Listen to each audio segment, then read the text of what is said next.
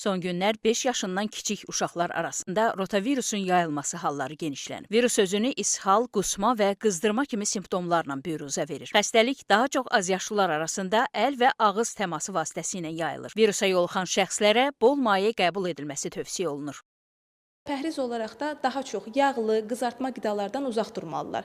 Daha dietik qidalarla qidalanmasını tövsiyə edirik. Əgər uşaq körpədirsə, ana südü ilə qidalanırsa, ana südünə davam eləməlidirlər. Yəni ana südünü kəsmək və yaxud da ki, başqa bir qidaya keçirilməsini uyğun görmürük. Ana südünə davam edən uşaqlar bol-bol miqdarda əmizdirilməlidirlər. Mütəxəssislər 6 ayından kiçik uşaqların həkim nəzarətində olmalarını bildirirlər. Lakin bəzi müşahidələr onu göstərir ki, valideynlər həkim göstərişi olmadan körpələrə antibiotik tətbiq edirlər. Amma sözü gedən xəstəlik virus mənşəli olduğu üçün antibiotiklərin heç bir təsiri olmur. Əksinə, antibiotiklərin verilməsi uşaqların bağırsaq florasını ciddi şəkildə pozur. Nəticədə azyaşlılarda ishal halı daha da artaraq vəziyyətləri pisləşir. Çoxlu maye itkisi nəticəsində hətta bu uşaqlarda böyrək çatışmazlığı hallarının da yaranması müşahidə olunur. Hər rotavirus uşaq həkimə getməlidirmi? Xeyr.